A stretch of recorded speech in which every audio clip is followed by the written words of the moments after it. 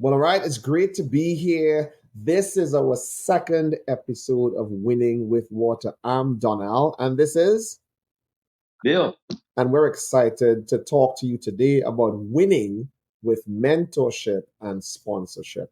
So, Bill, why don't you jump right in and tell us what are your thoughts on mentorship?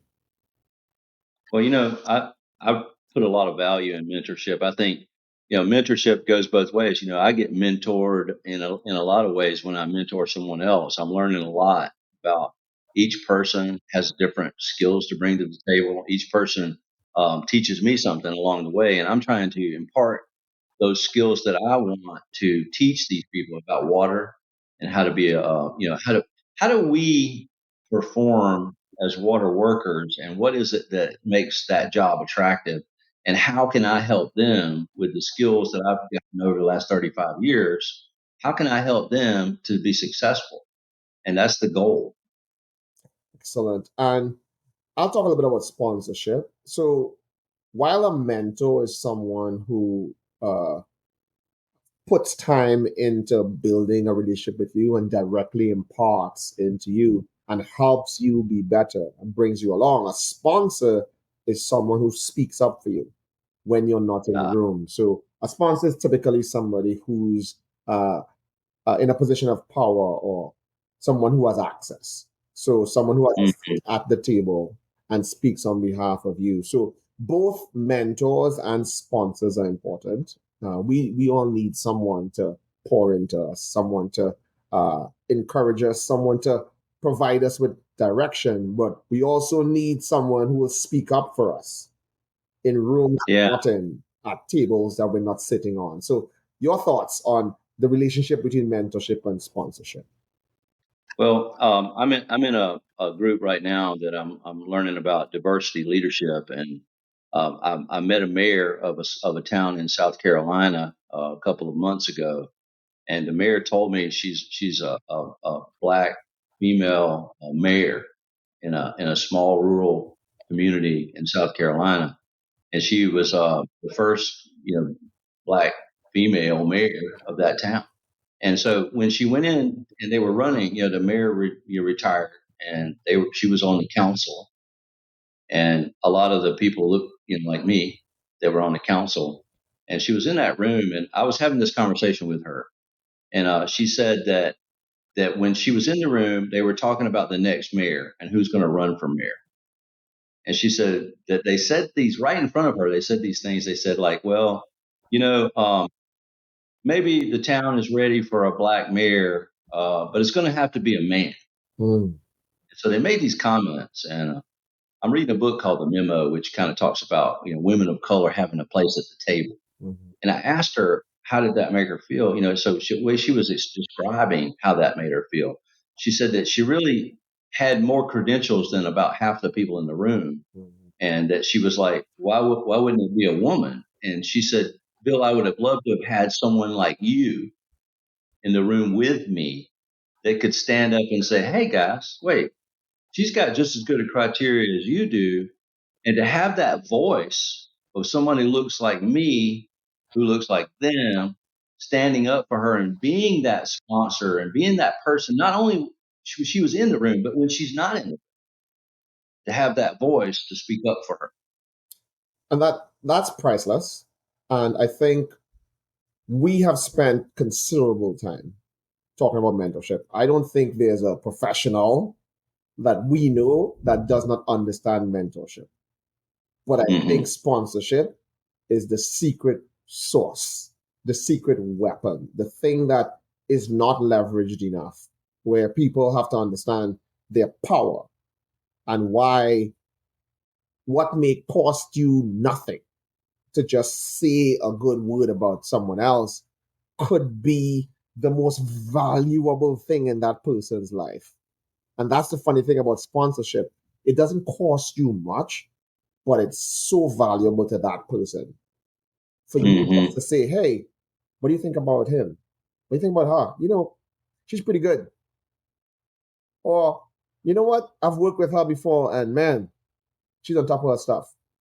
You just drop That's it right. time in the conversation and you're done. And everybody's like, oh, really? I didn't know that. And it's interesting how it didn't cost you nothing. I mean, and I'm being double negative to emphasize it didn't cost you nothing to see That's right. something nice about that person, to give that person an upper hand because you have power and leveraging your power, sharing your power helps you to be uh, a sponsor for somebody. And, Hmm. I like that type of thing because it really shows you how important it is to share power. Because when people have power, uh, typically you don't realize one little statement that you make can change somebody's life. What are your thoughts? Well, I think probably a lot of people like don't realize that they are in a position where their voice may be heard more than others. It's not necessarily something that they've done as much as it is, hey, he looks like me, he talks like me, he has a voice. And you don't look like me, you don't talk like me. Maybe you should just be quiet right now. And I think that sometimes that perception, I heard recently about some young people that were at a table with some older people, and the young people were trying to offer their opinion. And one person in the crowd, I wasn't there, I just heard this secondhand, that one person in the crowd said, well, maybe you should just be quiet because you really don't have enough experience to be weighing in on this topic. Mm-hmm. And I think that's kind of what we've seen a lot of. The people that are in power stay in power, and they're not bringing people along. But what we don't realize is all those people are aging out, and we've got to replace those people with other workers that are just as passionate as they are. They might not look like them, but they're going to be just as passionate about those jobs as they are. Yeah, and what you just described is like the opposite of it. Like there are people who are doing directly the opposite of being a sponsor. I've been in a situation where I had someone who was the direct opposite of a sponsor. So I knew when I was not in the room, he was using his power to make my life harder. Because I've seen opportunities that I had evaporate and I thought I had it.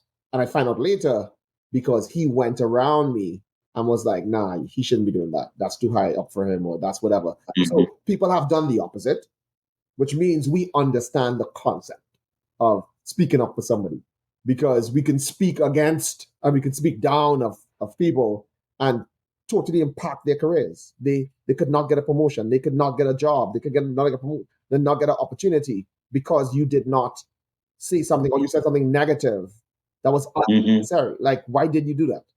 Like, what does it do for you? It doesn't do you anything. You don't get anything out of messing somebody else's situation up. And I think the other thing I realize is you have to recognize your power because sometimes people aren't intentionally misusing their power. They Right. don't realize they have power. They just think, no, I'm just having a conversation. I'm just cracking a joke. I'm just hanging out with my fellow executive buddies. Yeah, you have power, and why aren't you using it for something that is Good. That's right. meaningful? Which brings me to the question of, you know, have you spoken up for anybody? And has anybody spoken up for you? What is it like to have somebody speak up for you or to have spoken up for someone? Yeah. I mean, I've got a direct connection with that, and I'm going to try to keep this as clandestine as I can. I was in a position where I did get a position of power, and I became an owner of a company, and I had hired a young lady to come work for me and for us at the company, and then we'd hired several young men in the meantime that came in, and it was a serious situation for me because when I became an owner, I got to see a lot of the information that I didn't see before.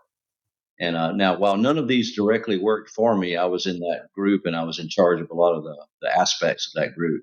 And I started seeing these salaries, and I found out that this young lady was like seriously below what the couple of men that had come in were making, and she had been there like a year or two longer. And I literally kind of went off the chart a little bit, Donnell. I'm going to be honest with you. I went into the board meeting and I went off the chart a little bit. Kind of got on. I got on my soapbox, and I may have pounded my hands on the table a little bit, just saying, I was pretty mad about it. So these people weren't in the room. It goes right back to what you were saying. I mean, I was in the room. She was not in the room. And I said, you will fix this. She will not be making less than these guys who have been working a lot less, probably 2 years less than she had been. And they fixed it. And she's actually still with that company, and she's doing quite well. And I think, just that's my direct line of being in the room and fighting for someone who was egregiously being overlooked because of her gender.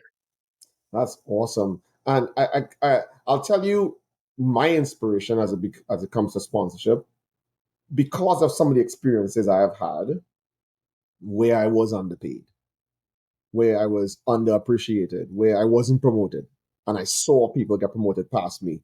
I was that lady. So I know what it's like not to be a year or two. I'm talking about years ahead, 4 years ahead, and watch somebody come out of school who would have been in high school when I was graduating college get promoted past me in the same company and wonder what is going on. And when I get in a position of power, realize I can't let what happened to me happen to someone else. I have to be intentional to say, I know the sting of watching people pass you, and you're like, man, I got the same degree. In fact, I have Mm. more degrees. I have more experience. You can't tell me everybody's smarter than me here. Like, I just don't believe this. You can't tell me everybody is inherently better at anything than I am, even though I felt that way. So I was like, you know what? Once I get in a position of leadership, I have to ensure that doesn't happen to anybody else. So I've been known to be the person in a room to be like, hey, she needs to get what she needs to get. Like, I I recommend her to get. Well, I don't think she. Well, you know what? I don't care what you think. Like, she needs to get treated with respect. And I've been known, Bang your fist on the table. I've been known to be. I mean, I can get real. I can get real fast because it's personal for me. Because I know what it's like to be that person. So as a result, when I see injustice taking place, I take it personally, and I am that person who will get in your face and say, no, this is wrong, and I'm not letting it go. Like, fix it now, or you're gonna have a problem with me personally, because this needs to stop. It has to stop. It has to stop now. Yeah. So Donnell, really, honestly, you're an overachiever because I looked at your thing. You got like 27 states where you're a professional engineer. Isn't that right? Like 27? It's 30. Okay. So you're an overachiever anyway. Yeah, and it's sad but true. There's a story behind that. I finally got into a position where I had a sponsor, and that was my supervisor at the time. In the company I was at, he was the director of engineering, and he had like 15 PEs. And he said to me, you need to get the same thing that I have. Every PE I have, you need to have. And he had just studied and passed the California PE. And he was like, you need to get the California PE also. And he was one of those people who we would be in a meeting, and uh, a structural engineering question would come up, and he would be like, so what do you think we should do, Donald? And I'm like, for me? He's like, yeah, you're the subject matter expert. And the weird thing is, I'd never experienced that before. Like, I'd always felt underappreciated, talked down to, second guessed, overlooked. And then here comes this person, and he was like, tell us what we're doing. You're the expert. And for the first time in my life, I felt a sense of responsibility that I had never felt before, to the point where I found myself studying again. I was like, boy, I better get in these books again. I better know what I'm talking about because somebody's actually listening. So how did that make, I mean, how did it make you feel to get that kind of acknowledgement from somebody in power like him? It felt amazing, but it's funny. It felt scary because if you've, I think of it like, if you're always in a cage and somebody finally lets you out, you think you're just going to run free. No, it's scary. You come out and you look around and you're like, I don't even know what to do with myself. And that's how I felt. I was like, what do you mean? What do I think? Like it was a weird feeling. It was strange, you know. And I just remembered just the terror of, hold on, they're actually listening to me now. I actually have a voice. I need to be responsible for what I'm saying. I need to be considerate of what I'm doing because now somebody cares about what I'm saying. So it was strange. Like it wasn't fun at the beginning. It was just this awe, this sense of responsibility, this sense of I gotta get this right, I gotta get this right because they're actually listening to me now. Because before when they would listen, I was like, I don't care. Like somebody else is gonna talk for me anyway. I'm gonna get cut off if I start talking. Yeah, no, this is what we're gonna do. So I'm accustomed to that. So as a result, when somebody says no, whatever he says we're gonna do, instantly I start thinking, then I better know what I'm talking about. So how does that affect you?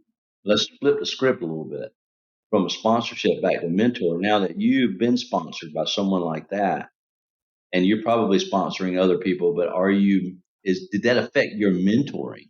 It did because my thing now is I'm very open with people I mentor. So I work at Arcadis, and in Arcadis, we actually have a formal mentorship program where they pair you with folks. That's So awesome. I've been paired with a mentor. So at one point, I was leading an account at the company that was like between $4 and $8 million a year. So they put me with a mentor who was leading an account that was $40 million a year. Right. So he was really telling me the secrets and the ins and the outs of what he was doing. Then I was paired with a mentee who worked in administration. So was not driving business or anything like that, and was really at a position in her career where she's trying to figure out where do I go next. I'm trying to do something different in the company, but I don't know how to do it. So I had an opportunity to really just give her the ins and the outs and keep it real. Because my thing is, what's the sense pretending? And tell the truth. I was like, let me tell you the truth. Let me explain to you how this thing works. Let me show you the game. Let me tell you exactly how this works and what you need to do. You know what I mean? She's got a global position now in the company. I don't even have a global position. So she's like, I mean, the door's open for her. She's doing really well. Yeah. So it's affecting things exponentially, I would Yep. say. Yep. So I mean, so as we wrap this up, talk about your own experience as a mentor and have you been mentored? Have you mentored? Now, where do you see this whole concept of mentoring going as it pertains to bringing the next generation to their position? Well, I've talked about it before, but one of the things that I want to do in my last 10 years of my career is to spend that time teaching others everything I know. How many times have you been around someone who has that job security mentality? Hey, I'm not going to tell anybody what I do because if I tell them how to do it, they're going to cut me out of a job. I'm in my last 10 years, man. I don't care. I'm like, I'm going to tell everybody everything I know. And that's, anybody that wants to come and ask me, how do I do this? Or how have you done this in the past? Right now, I'm mentoring 3 or 4 people, and some of them are out of state in other states. And actually, 3 of them are women. And you just want to, it's one of these things where if someone calls me and says, we want you to help us. And I'm like, look, I'm all in and I'll spend that time. I'll give that time. Some I do on Zoom calls, and some we do live. I have two that I mentor together. When they come in together, one's totally different than the other. One's an introvert, and one's an extrovert, like me and you. And so it's like a totally different person. I don't know how to mentor an introvert. I'm learning. I'm learning how to mentor an introvert. And so I'm reading books about how introverts feel and how to help introverts. I'm reading books called, Emotional Intelligence is one of them I'm reading. One of my mentees actually gave me the book, the memo, which I'm learning a lot from the book, the memo, about how young women of color feel at the table, and I've never thought about that before. So I think when you get, and we'll talk about this, I'm sure, at some other podcasts, but when we get to the ally point, where you're actually becoming an ally and a sponsor, so to speak, of those people, then I'm speaking well of them in the room and out of the room. And I think growing together is something that we're doing as that mentor team moves forward, and as we grow together, it's been really rewarding for me, I would say. You just dropped a dime when you Yep. said job security mentality. Sometimes fear is what drives some people with power to not share their power. Like the sharing Hmm. of power is essential to inclusion. That's part of the core of inclusion, sharing of power. And when you're in a position of power and you're afraid somebody might take your job, somebody might outshine you, somebody might get more attention, somebody might leave you in the dust, you try to hoard. And it's amazing what happens.